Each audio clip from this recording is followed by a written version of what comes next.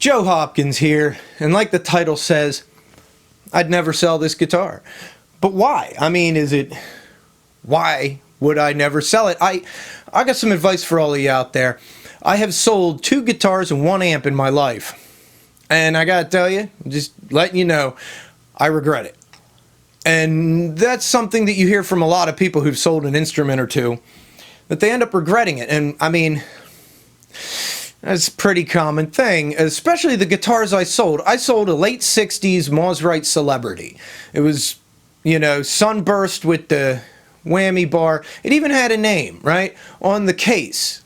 It came with a case. On the case it said Wimpy Alexander, lead guitar and vocals. So the guitar's name was Wimpy Alexander.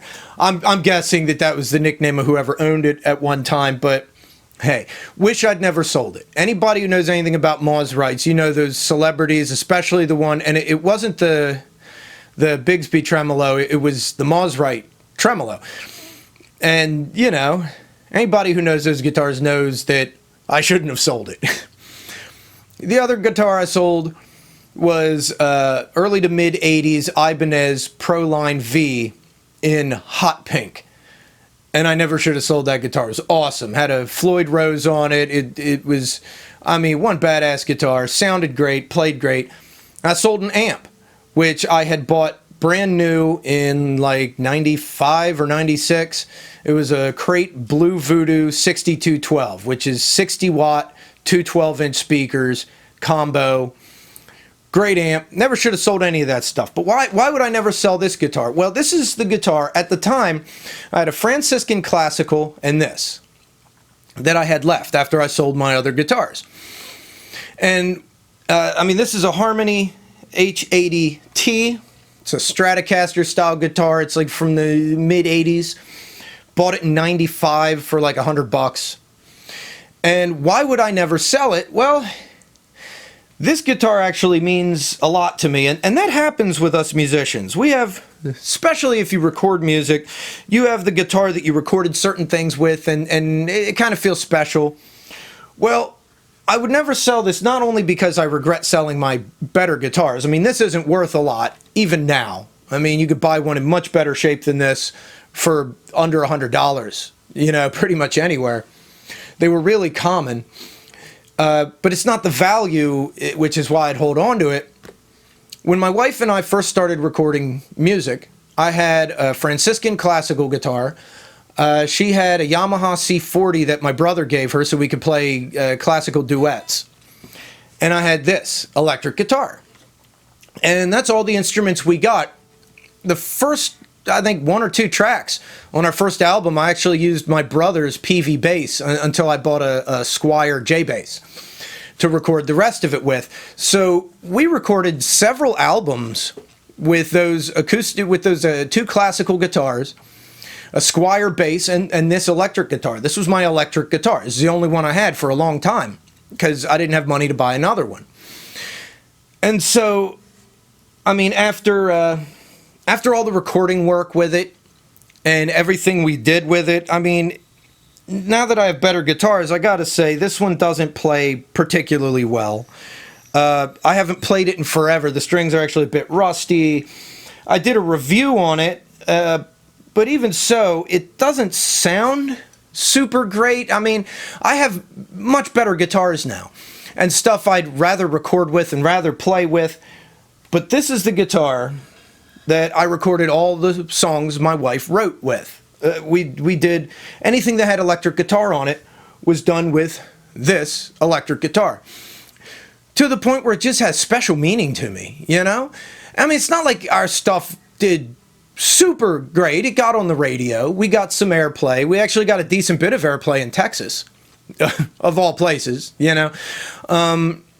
even got played internationally a little bit. But it's not like it was anything huge hit-wise. We didn't make a bunch of money on it. We made some money.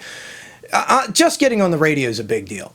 I can't deny that. That's really, like, you've made it to a degree. And it was just a wonderful process, recording with my wife. And predominantly, she wrote the songs, and I'd help arrange them. and do a lot of the recording parts. And, you know, we had a bunch of songs where I wrote the music to basically put music to some of her poetry. And almost all of it for the longest time was just done on this, and it's just got so much sentimental value. And I know you guys out there, a lot of you have that guitar that has a lot of sentimental value. It's why I wish I hadn't sold the two that I did, because, I mean, the Maserite was my first guitar.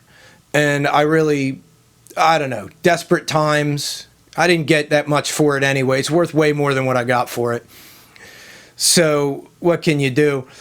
But, you know, I've got this, and I've got that Franciscan Classical that I've had since, I don't know, I was 14, you know? And they both mean a lot to me. They really do. So, I mean, guitars, a lot of times, you talk about the value of them. This guitar, its value is maybe $100. I mean, it's in good shape. It has stickers on it, but it's in good shape. Its value is maybe $100. But to me, it's pretty much priceless, because every time I listen to those old songs that we did, it's all on this. And that's why, I mean, really, you shouldn't sell your guitars either out there, unless you have something that you don't play a lot and don't care much about.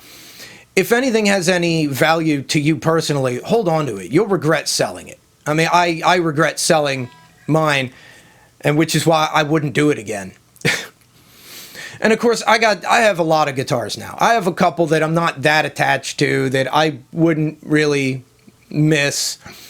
Even had one that I tried to sell, but nobody would buy it because it really is crap. That's that Fender 12 string. Nobody wants it. Nobody. So, you know. But yeah, out there, don't sell your guitars if they mean anything to you, or like with me, you really will regret it. And this is one that I would definitely hold on to indefinitely. In fact, I'm probably going to have to change the strings and do a little bit of work on it, get it good and playable again. I think it could be a really good guitar again. There's nothing fundamentally wrong with it. I just don't play it much anymore. But I still love it. I love seeing it hanging up on the wall, you know? This is beginnings. And for me, they were rather humble beginnings that actually went somewhere. So not everybody gets that lucky. So hey guys, I thought I'd share that story with you.